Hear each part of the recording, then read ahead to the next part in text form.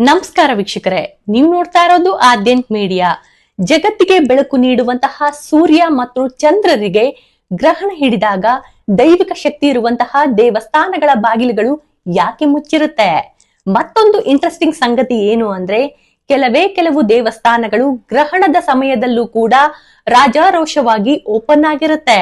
ಇದರ ಹಿಂದಿನ ಆಧ್ಯಾತ್ಮಿಕ ಹಾಗೆ ವೈಜ್ಞಾನಿಕ ಕಾರಣ ಏನು ಅದನ್ನ ನಾನ್ ತಿಳಿಸ್ತೀನಿ. ನೀವು ಆದ್ಯಂತ್ ಮೀಡಿಯಾ ಚಾನೆಲ್ ನ ಈಗಲೇ ಸಬ್ಸ್ಕ್ರೈಬ್ ಮಾಡ್ಕೊಳ್ಳಿ. ವಿಡಿಯೋಗಳು ಇಷ್ಟ ಆಗ್ತಾ ಇದ್ರೆ ಲೈಕ್ ಮಾಡಿ, ಹಾಗೆ ಶೇರ್ ಮಾಡೋದನ್ನ ಮಾತ್ರ ಮರಿಬೇಡಿ. ನೀವು ಎಂದಾದ್ರೂ ಗಮನಿಸಿದಿರಾ, ದೇವಸ್ಥಾನದ ಬಾಗಿಲುಗಳು ಸಾಮಾನ್ಯವಾಗಿ ದಪ್ಪನೆಯ ಬಾಗಿಲುಗಳೇ ಆಗಿರುತ್ತೆ. ಅದಕ್ಕೂ ಕೂಡ ಕಾರಣ ಇದೆ. ದೇವಸ್ಥಾನದ ಗರ್ಭಗುಡಿ ಸಾಮಾನ್ಯವಾಗಿ ಮಂತ್ರಶಕ್ತಿಗಳಿಂದ ತುಂಬಿರುತ್ತೆ. ಗ್ರಹಣದ ಅಡೆತಡೆಗಳು ಅಥವಾ ದುಷ್ಟ ಶಕ್ತಿಗಳು ಪ್ರಭಾವ ಕಡಿಮೆ ಮಾಡೋಕೆ ಅಂತಾನೆ ಈ ರೀತಿಯ ದಪ್ಪ ಬಾಗಿಲನ್ನ ಮುಚ್ಚಲಾಗುತ್ತೆ. ಗ್ರಹಣದ ಸಮಯದಲ್ಲಿ ದೇವಸ್ಥಾನಗಳ ಬಾಗಿಲನ್ನ ಮುಚ್ಚೋದು ಭಾರತೀಯ ಸಂಪ್ರದಾಯದ ಮತ್ತು ಶಾಸ್ತ್ರಗಳಲ್ಲಿ ನಡೆದುಕೊಂಡು ಬಂದಿರುವ ಒಂದು ಪ್ರಮುಖ ಆಚರಣೆ. ಈ ಆಚರಣೆ ಹಿಂದೆ ಧಾರ್ಮಿಕ ಮತ್ತು ವೈಜ್ಞಾನಿಕ ಎರಡೂ ಕಾರಣಗಳಿವೆ. ದೇವಸ್ಥಾನದ ವಿಗ್ರಹಗಳು ಮಂತ್ರಘೋಷಗಳಿಂದ ಪವಿತ್ರ ಶಕ್ತಿಯನ್ನ ಹೊಂದಿರುತ್ತೆ. ಗ್ರಹಣದ ಸಮಯದಲ್ಲಿ ಭೂಮಿಯ ಮೇಲೆ ನೆಗೆಟಿವ್ ಎನರ್ಜಿ ಅಲೆಗಳು ಹರಡೋದ್ರಿಂದ ವಿಗ್ರಹದ ಸುತ್ತಲಿರುವ ಈ ಪವಿತ್ರ ಶಕ್ತಿಗೆ ಧಕ್ಕೆಯಾಗದಂತೆ ತಡೆಯಲು ಗರ್ಭಗುಡಿಯ ಬಾಗಿಲನ್ನ ಮುಚ್ಚಲಾಗುತ್ತೆ. ಗ್ರಹಣದ ಕಾಲದಲ್ಲಿ ಸೂರ್ಯ ಅಥವಾ ಚಂದ್ರನಿಂದ ಬರುವ ಪಾಸಿಟಿವ್ ಎನರ್ಜಿ ಕಡಿಮೆಯಾಗಿ ವಾತಾವರಣದಲ್ಲಿ ನೆಗೆಟಿವ್ ಕಿರಣಗಳ ಪ್ರಭಾವ ಹೆಚ್ಚಾಗ್ತಾ ಹೋಗುತ್ತೆ. ಇದು ದೇವಾಲಯದಲ್ಲಿ ಪ್ರತಿಷ್ಠಾಪಿಸಲಾದ ವಿಗ್ರಹಗಳ ಶಕ್ತಿಯ ಮೇಲೆ ಪರಿಣಾಮ ಬೀರಬಹುದು ಎಂಬ ಕಾರಣಕ್ಕೆ ಗರ್ಭಗುಡಿಯನ್ನ ಮುಚ್ಚಲಾಗುತ್ತೆ. ಗ್ರಹಣದ ಸಮಯದಲ್ಲಿ ವಾತಾವರಣದಲ್ಲಿ ಬಹಳಷ್ಟು ಬದಲಾವಣೆಗಳಾಗ್ತವೆ. ದೇವಸ್ಥಾನದ ಗರ್ಭಗುಡಿಯು ಶಕ್ತಿಯ ಕೇಂದ್ರವಾದ್ದರಿಂದ ಈ ಸಮಯದಲ್ಲಿ ಅಲ್ಲಿ ಪ್ರವೇಶ ಮಾಡೋದು ಅಥವಾ ದೈವಿಕ ಕಾರ್ಯಗಳನ್ನ ಮಾಡೋದು ಸೂಕ್ತವಲ್ಲ ಎಂದು ಹೇಳಲಾಗುತ್ತೆ. ಗ್ರಹಣದ ಸಮಯದಲ್ಲಿ ಭೂಮಿ ಮೇಲೆ ಚಂದ್ರನಿಂದ ಬರುವ ಕಿರಣಗಳು ದೂಷಿತವಾಗಿರುತ್ತೆ. ದೇವಸ್ಥಾನದ ವಿಗ್ರಹಗಳು ಸದಾ ಪ್ರಾಣ ಪ್ರತಿಷ್ಠಾಪನೆ ಮೂಲಕ ಜಾಗೃತ ಸ್ಥಿತಿಯಲ್ಲಿರುತ್ತೆ. ಈ ಅಶುಭ ಕಿರಣಗಳು ವಿಗ್ರಹದ ಪ್ರಭಾವವನ್ನ ಕುಗ್ಗಿಸಬಾರದು ಎಂಬ ದೃಷ್ಟಿಯಿಂದ ಗರ್ಭಗುಡಿಯ ಬಾಗಿಲನ್ನ ಮುಚ್ಚಲಾಗುತ್ತೆ. ಗ್ರಹಣದ ಕಾಲವನ್ನ ಸೂತಕ ಎಂದು ಕರೀತಾರೆ. ಧರ್ಮಶಾಸ್ತ್ರಗಳ ಪ್ರಕಾರ ಸೂತಕದ ಸಮಯದಲ್ಲಿ ಯಾವುದೇ ಶುಭ ಕಾರ್ಯಕ್ರಮಗಳನ್ನ ಮಾಡಬಾರದು. ದೇವರಿಗೆ ಮಾಡುವ ಪೂಜೆ, ನೈವೇದ್ಯ, ಮಂಗಳಾರತಿಗಳು ಅತ್ಯಂತ ಪವಿತ್ರವಾಗಿರಬೇಕು. ಗ್ರಹಣದ ಅಶುಭತೆ ಕಾರಣದಿಂದ ಈ ಅವಧಿಯಲ್ಲಿ ಪೂಜೆ ಕಾರ್ಯಗಳನ್ನ ಸ್ಥಗಿತಗೊಳಿಸಲಾಗುತ್ತೆ. ಅನೇಕ ಪುರಾತನ ದೇವಸ್ಥಾನಗಳನ್ನ ಯಂತ್ರ ತಂತ್ರಜ್ಞಾನ ಬಳಸಿ ಪ್ರತಿಷ್ಠಾಪಿಸಲಾಗಿದೆ.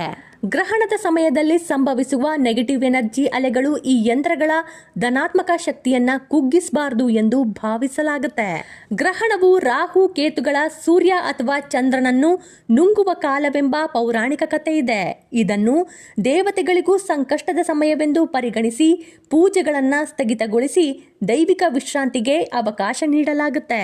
ದೇವಸ್ಥಾನಗಳಲ್ಲಿ ವಿಗ್ರಹಗಳನ್ನ ಪ್ರತಿಷ್ಠಾಪಿಸುವಾಗ ನಿರ್ದಿಷ್ಟವಾದ ಆವಾಹನ ಮಂತ್ರಗಳು ಮತ್ತು ಬೀಜ ಮಂತ್ರಗಳನ್ನು ಬಳಸಲಾಗುತ್ತೆ. ಗ್ರಹಣದ ಸಮಯದಲ್ಲಿ ಸಂಭವಿಸುವ ಸೂರ್ಯ ಅಥವಾ ಚಂದ್ರ ಗ್ರಹಣವು ಈ ಮಂತ್ರಗಳ ಪ್ರಭಾವವನ್ನು ತಾತ್ಕಾಲಿಕವಾಗಿ ಕಡಿಮೆ ಮಾಡಬಹುದು ಅಥವಾ ದುರ್ಬಲಗೊಳಿಸಬಹುದು ಎಂಬ ನಂಬಿಕೆ ಇದೆ.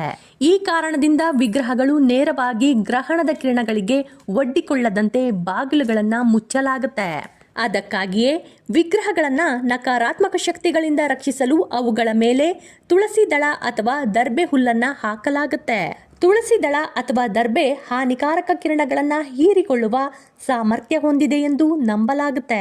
ತಮಿಳುನಾಡಿನ ಶಾಸ್ತ್ರ ವಿಶ್ವವಿದ್ಯಾನಿಲಯದ ಸಂಶೋಧನೆ ಪ್ರಕಾರ ದರ್ಬೆ ಹುಲ್ಲು ಹಾನಿಕಾರಕ ಕಿರಣಗಳನ್ನ ತಡೆಯುವ ಮತ್ತು ಬ್ಯಾಕ್ಟೀರಿಯಾಗಳನ್ನ ತನ್ನತ್ತ ಸೆಳೆದು ನಾಶಪಡಿಸುವ ವಿಶಿಷ್ಟ ಗುಣವನ್ನ ಹೊಂದಿದೆ. ಈ ಕಾರಣದಿಂದಲೇ ಗ್ರಹಣದ ಸಮಯದಲ್ಲಿ ವಿಗ್ರಹಗಳ ಮೇಲೆ ಮತ್ತು ಆಹಾರ ಪದಾರ್ಥಗಳ ಮೇಲೆ ದರ್ಬೆ ಇರಿಸಲಾಗುತ್ತೆ.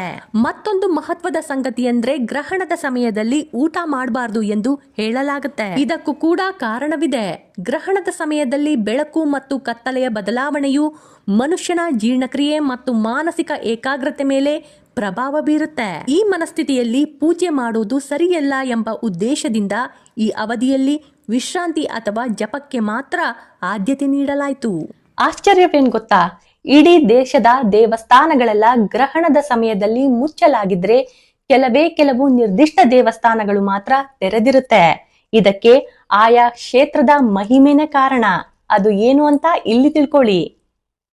ಸಾಮಾನ್ಯವಾಗಿ ಗ್ರಹಣದ ಕಾಲದಲ್ಲಿ ನೆಗೆಟಿವ್ ಎನರ್ಜಿ ಹೆಚ್ಚಾಗಿರುತ್ತೆ ಅಂತ ದೇವಸ್ಥಾನಗಳನ್ನ ಮುಚ್ಚಿದ್ರೆ ಕೆಲವೊಂದು ದೇವಸ್ಥಾನಗಳು ಯಾವಾಗಲೂ ಓಪನ್ ಆಗೇ ಇರುತ್ತೆ. ಅದರಲ್ಲಿ ನಮ್ಮ ಉಡುಪಿಯ ಶ್ರೀಕೃಷ್ಣನ ದೇವಸ್ಥಾನವೂ ಒಂದು. ಕೆಲವು ದೇವಸ್ಥಾನಗಳು ಮುಖ್ಯವಾಗಿ ರಾಹು ಕೇತು ಅಥವಾ ಸರ್ಪದೋಷ ನಿವಾರಣೆ ಕೇಂದ್ರಗಳಿವೆ. ಗ್ರಹಣವು ರಾಹು ಮತ್ತು ಕೇತುಗಳು ಸೂರ್ಯ ಮತ್ತು ಚಂದ್ರನನ್ನ ನುಂಗುವ ಪ್ರಕ್ರಿಯೆ ಎಂದು ಪುರಾಣಗಳೇ ಹೇಳುತ್ತೆ.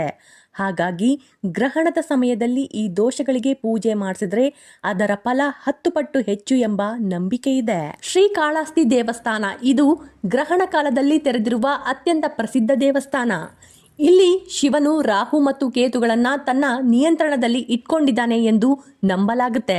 ಇಲ್ಲಿನ ಶಿವಲಿಂಗದ ಕವಚದಲ್ಲಿ 27 ನಕ್ಷತ್ರಗಳು ಮತ್ತು 9 ರಾಶಿಗಳ ಚಿಹ್ನೆ ಇದೆ. ಹಾಗಾಗಿ ಗ್ರಹಣವು ರಾಹು ಕೇತುಗಳಿಂದ ಸಂಭವಿಸೋದ್ರಿಂದ ಈ ಕ್ಷೇತ್ರದಲ್ಲಿ ಅವರ ಪ್ರಭಾವ ಶೂನ್ಯವಾಗಿರುತ್ತೆ. ಹಾಗಾಗಿ ಗ್ರಹಣ ಕಾಲದಲ್ಲೂ ಕೂಡ ಇಲ್ಲಿ ಪೂಜೆ ನಡೆಯುತ್ತೆ. ಇಸ್ಕಾನ್ ಅಂತಹ ಕೆಲವು ದೇವಸ್ಥಾನಗಳು ಭಕ್ತಿಯು ಯಾವುದೇ ರೀತಿಯ ಪ್ರಕೃತಿಯ ವಿದ್ಯಮಾನಗಳಿಂದ ನಿಲ್ಬಾರ್ದು ಎಂಬ ತತ್ವದ ಮೇಲೆ ಗ್ರಹಣದ ಸಮಯದಲ್ಲೂ ತೆರೆದಿರುತ್ತೆ. ಉಡುಪಿ ಶ್ರೀಕೃಷ್ಣ ಮಠ ಇತ್ತೀಚಿನ ವರ್ಷಗಳಲ್ಲಿ ಗ್ರಹಣದ ಸಮಯದಲ್ಲಿ ಭಕ್ತರಿಗೆ ದರ್ಶನಕ್ಕೆ ಅವಕಾಶ ನೀಡಲಾಗ್ತಾ ಇದೆ. ಗ್ರಹಣದ ಕಾಲವು ಜಪ ಮತ್ತು ಧ್ಯಾನಕ್ಕೆ ಸೂಕ್ತವಾದದ್ದು ಎಂಬ ಉದ್ದೇಶದಿಂದ ದರ್ಶನ ಮುಂದುವರಿಸಲಾಗ್ತಾ ಇದೆ. ಆದರೆ ಈ ಸಮಯದಲ್ಲಿ ಅನ್ನದಾನ ಅಥವಾ ಪ್ರಸಾದ ವಿತರಣೆ ಇರೋದಿಲ್ಲ. ಶಿವ ಹಾಗೂ ಮಹಾಕಾಳಿಯಂತಹ ದೇವತೆಗಳು ಬ್ರಹ್ಮಾಂಡದ ಕಾಲಚಕ್ರವನ್ನ ನಿಯಂತ್ರಿಸುವ ಶಕ್ತಿಯನ್ನ ಹೊಂದಿವೆ. ಈ ದೈವಿಕ ಶಕ್ತಿಗಳ ಮೇಲೆ ಗ್ರಹಣದ ನೆಗೆಟಿವ್ ಪರಿಣಾಮ ಬೀರೋದಿಲ್ಲ ಎಂಬ ತತ್ವವಿದೆ. ತಮಿಳುನಾಡಲ್ಲಿರುವಂತಹ ಅರುಣಾಚಲೇಶ್ವರ ದೇವಸ್ಥಾನದಲ್ಲೂ ಕೂಡ ಲಿಂಗವು ಸ್ವಯಂಭೂ ಆಗಿರೋದ್ರಿಂದ ಗ್ರಹಣದ ಕಾಲದಲ್ಲಿ ಬಾಗಿಲು ಮುಚ್ಚೋದಿಲ್ಲ. ಇಲ್ಲಿನ ಶಿವಲಿಂಗವು ಅಗ್ನಿ ತತ್ವವನ್ನ ಪ್ರತಿನಿಧಿಸೋದ್ರಿಂದ ಯಾವುದೇ ರೀತಿಯ ಗ್ರಹಣಗಳು ಈ ದೈವಿಕ ಅಗ್ನಿಯನ್ನ ಭೇದಿಸೋದಿಲ್ಲ ಎಂಬ ನಂಬಿಕೆ ಇದೆ. ಉಜ್ಜಯಿನಿಯ ಮಹಾಕಾಳೇಶ್ವರನಂತಹ ದೇವಸ್ಥಾನಗಳಲ್ಲಿ ಶಿವನನ್ನ ಕಾಲದ ಅಂದ್ರೆ ಸಮಯದ ಒಡೆಯ ಎಂದು ಪೂಜಿಸಲಾಗುತ್ತೆ. ಇಂತಹ ದೈವಿಕ ಶಕ್ತಿಗಳು ಬ್ರಹ್ಮಾಂಡದ ಯಾವುದೇ ಬದಲಾವಣೆಗಳಿಗೆ ಅಥವಾ ಗ್ರಹಣದ ಪ್ರಭಾವಕ್ಕೆ ಒಳಗಾಗೋದಿಲ್ಲ ಎಂಬ ತತ್ವದ ಮೇಲೆ ಇಲ್ಲಿ ಪೂಜೆ ಮಾಡಲಾಗ್ತಾ ಇದೆ. ಈ ರೀತಿಯಾಗಿ ಬಹಳಷ್ಟು ದೇವಸ್ಥಾನಗಳು, ಅದರಲ್ಲೂ ಕೂಡ ಭಗವಂತ ಶಿವನ ದೇವಸ್ಥಾನಗಳು ಅತಿ ಹೆಚ್ಚಾಗಿ ಮುಚ್ಚೋದಿಲ್ಲ. ಲಕ್ಷ್ಮೀನಾಥ ದೇವಸ್ಥಾನ ಬಿಕಾನೇರ್, ಇಲ್ಲಿ ದೇವರಿಗೆ ಗ್ರಹಣ ಕಾಲದಲ್ಲಿ ಹಸುವಿನಿಂದ ಪ್ರಸಾದ ಕೇಳಿದ ಬಾಲಕನ ರೂಪದಲ್ಲಿ ಕಾಣಿಸಿಕೊಂಡ ಕತೆ ಇದೆ. ಆದ್ರಿಂದ ಗ್ರಹಣದಲ್ಲಿ ಸೂತಕ ಅವಧಿ ಇದ್ದರೂ ಕೂಡ ದೇವಸ್ಥಾನ ತೆರೆದಿರುತ್ತೆ. ಕೆಲವು ದೇವಸ್ಥಾನಗಳಲ್ಲಿ ಗ್ರಹಣದ ಸಂದರ್ಭದಲ್ಲಿ ಜಗತ್ತಿನ ಕಲ್ಯಾಣಕ್ಕಾಗಿ ಅಥವಾ ನಿರ್ದಿಷ್ಟ ಧಾರ್ಮಿಕ ವಿಧಿಗಳಿಗಾಗಿ ವಿಶೇಷ ಪೂಜೆ, ಹೋಮ ಮತ್ತು ಜಲಾಭಿಷೇಕವನ್ನ ನಡೆಸಲಾಗುತ್ತೆ. ಸಾಮಾನ್ಯವಾಗಿ ದೇವಸ್ಥಾನಗಳು ಶಕ್ತಿಯನ್ನ ಉಳಿಸಿಕೊಳ್ಳಲು ರಕ್ಷಣೆಯ ಹಾದಿ ಹಿಡಿದ್ರೆ, ಕೆಲವು ವಿಶಿಷ್ಟ ದೇವಸ್ಥಾನಗಳು ಭಕ್ತರ ಸಂಕಷ್ಟ ನಿವಾರಣೆಗಾಗಿ ಪರಿಹಾರದ ಹಾದಿಯನ್ನ ಹಿಡಿಯುತ್ತೆ.